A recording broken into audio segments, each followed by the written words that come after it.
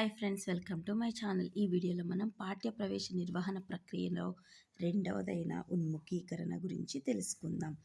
పూర్వ జ్ఞానాన్ని ఆధారంగా చేసుకొని విద్యార్థుల నూతన అంశాలను అభ్యసించడానికి తగిన ప్రేరణ అందించేదే ఉన్ముఖీకరణ.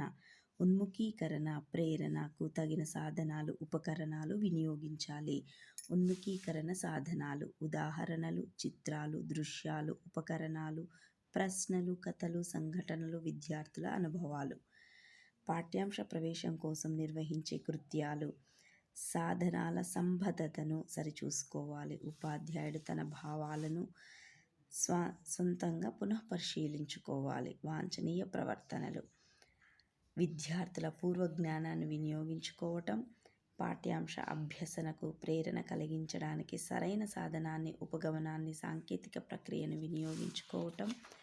నెక్స్ట్, అవాంఛనీయ ప్రవర్తనలు: విద్యార్థుల పూర్వ జ్ఞానాన్ని వినియోగించుకోలేకపోవటం, ఉపాధ్యాయుడు ఉన్ముఖీకరణ నిర్వహణకు సరైన సాధనాన్ని వినియోగించుకోలేకపోవటం, సంబంధం లేని అంశాలను ప్రస్తావించడం, ఉన్ముఖీకరణ శీర్షిక గుర్తింపునకు దారితీయకపోవటం.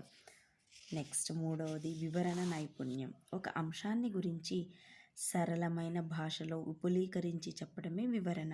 వివరణలో ఒక అంశం యొక్క పూర్వపరాలన్నీ చోటు చేసుకుంటాయి. వివరణ ద్వారా అభ్యసన క్రమంలో విద్యార్థులలో తలెత్తే ఎవరు, ఏమిటి, ఎందుకు, ఎలా వంటి ప్రశ్నలకు సమాధానాలు లభిస్తాయి. విద్యార్థుల పూర్వ జ్ఞానానికి, అభిప్రాయాలకు, పరిచితమవుతున్న కొత్త విషయాలకు మధ్య సంబంధ స్థాపనకు ఉపకరించేదే ఉపాధ్యాయుడి వివరణ. ఉపాధ్యాయుడు తరగతి గదిలోని విద్యార్థులందరినీ సంతృప్తిపరచగలిగే నైపుణ్యం వివరణ సామర్థ్యం. ఉపాధ్యాయుడు ప్రశ్న జవాబుల ద్వారా, దృశ్య శ్రవణ పరికరాల ద్వారా, సంబంధిత వాగ్రూపంలోని అభివ్యక్తి ద్వారా వివరణ ఇవ్వాలి. వివరణాత్మక నైపుణ్యం: పదజాల వినియోగ నైపుణ్యం. విద్యార్థుల స్థాయిని బట్టి, శక్తిని బట్టి, బోధించే విషయాన్ని బట్టి సరైన ప్రవచనాలను ఎన్నుకోవడం, అంటే స్టేట్మెంట్స్, ఎన్నుకున్న ప్రవచనాల మధ్య పరస్పర సంబంధాన్ని స్థాపించడం.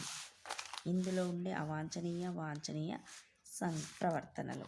వాంఛనీయ ప్రవర్తనలు వచ్చి సరైన ప్రారంభ వాక్యాలను ఉపయోగించడం, విషయానుక్రమతను పాటించడం, విషయ వివరణ తగిన ఉపకరణాన్ని తగిన విధంగా వినియోగించడం, ధారాళంగా మాట్లాడడం, వివరణ బంధాలను ఇచ్చే ప్రవచనాలకు తగిన అనుసంధాన పదాలతో కలుపుతూ నిరంతరతను సాధించడం, ముఖ్యమైన విషయాలన్నింటినీ కలుపుతూ అవగాహన కలిగించడం, సరైన ముగింపు వాక్యాలను ఉపయోగించడం, విద్యార్థుల అవగాహనను పరీక్షించడం. అవాంఛనీయ ప్రవర్తనలు: అప్రస్తుత అంశాలకు అవకాశం ఇవ్వడం, పాత పదాలను వినియోగించడం, ధారాళంగా మాట్లాడలేకపోవడం, అస్పష్టమైన పదాలను, వాక్యాలను ఉపయోగించడం, వివరించే విషయాల మధ్య తార్కిక క్రమత లోపించడం.